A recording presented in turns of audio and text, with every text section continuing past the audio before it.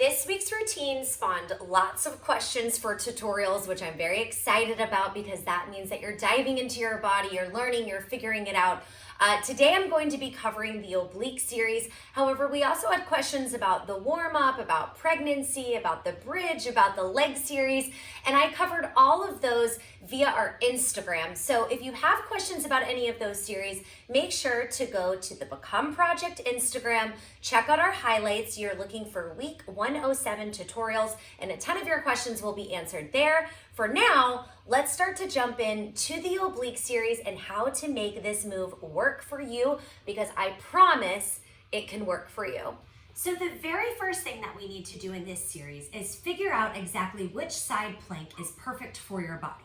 Now, I want to be really clear about something. Side planks are one of the most challenging moves to do. You're balancing on the side of your body using your hand and your foot or maybe your knee, right? So you don't have a ton of support. Side planks are actually a very, very good testament to core strength. And I don't want that to discourage you if you're struggling with your side planks, but the stronger that you get through the center, the easier a side plank will become. So please know that simply by becoming, you are already improving your side planks. The second thing that I want to tell you here is that any side plank that you do is a side plank. So if you're choosing to do the side plank on your knee, that's the move. You don't have to stress if you're saying, I can't get up to my feet, that's fine. That means that you're supposed to be on the knee. If you are doing a side plank on the knee, you are already improving your form to one day hit the side plank on the feet, yeah? Okay, so which side plank is best for you? Well, let's run through some options so that way we can figure it out. Side plank option number 1, knees and forearm. Looks a little something like this, okay? Now, really, really important note here. If you have shoulder issues, I really don't recommend going down onto the forearm. It typically doesn't feel good for people with shoulder issues. So in that case, you're gonna wanna try the next side plank, which is up on the hand. Side plank option number 2 would be the hand and the knee. So that is going to look a little something like this. Now, in both of these side planks, I'm keeping my top leg extended. I like the way that length feels. If you would rather stack your knees, it is literally the exact same thing. Side plank option number 3/4 would be forearms and feet. For the feet, you could go stacked feet, which is definitely a little bit harder, or you could go with a crossed foot, which will give you more stability at the base of your body to help you balance. And side plank option number 5/6 would be hand and feet. And once again, same thing here. You could have your feet completely stacked. That's a little more challenging to balance. Or you could cross your feet to give yourself that wider base. Now, we are going to talk about the side plank form, and then I'll get you into the transition. This next part that I'm going to tell you is super, super important for number 1, feeling it less in your shoulder, and number 2, feeling it more in your oblique. So everybody pay attention. No matter which side plank I do, on the knees, on the hand, on the feet, stacked or crossed, okay?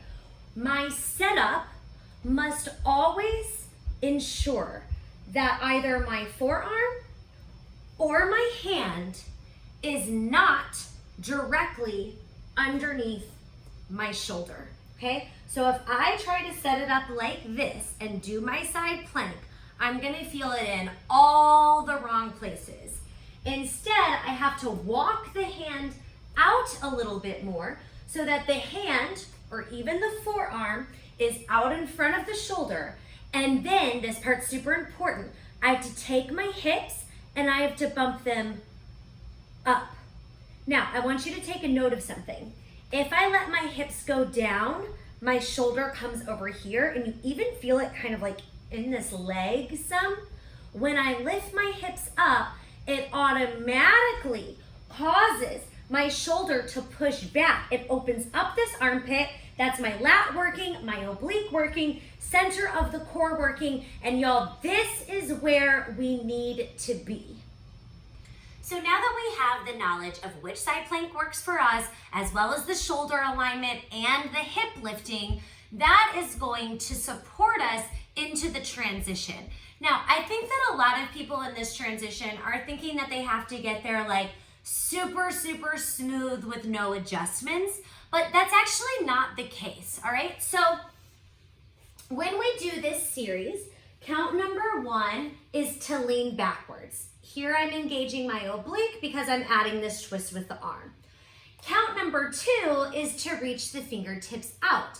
Now, we all have different bodies and we're all gonna be able to reach our fingertips different varying amounts. It just so happens that when I reach my fingertips and bring my elbow down, it sets me up in the perfect spot for a side plank. However, for some of us, that may not be the case. So let's say your fingers go to like right here. Then you try to bring your elbow down and look, do you see that? Right now my shoulder's directly over my elbow and we know that we don't want that spot. So this means that you're gonna need to adjust a little bit. So maybe the hand goes to here, you start to roll over, you use this hand, adjust, get to the spot, and then lift up. Same thing applies if you're doing the hand, right? So maybe my fingers go here, I'm not gonna go down onto my forearm, I start to turn over, I move my stabilizing hand to the spot where I want it, and then I can press up into a safe side plank. The way back down is very, very similar. So you start to lower down on 1, 2. If you're struggling on the way down, I would use this bottom leg to support you. So when I sit on 1, 2, I can bring the leg in to help me down. Then I'm just gonna get to my butt. And now leaning back, this is where you wanna get some abs. Circle that arm around and then you can shake it out. From a kneeling position, the same type of thing, right? You're here on 1, 2, you're gonna start to come down. This hand can help you. Just get seated, get to this spot, finger out, chest leaning back. So that way, because this is really good work, right? So that way when your arm comes around, you can feel the abs and then shake it out and you're good to go.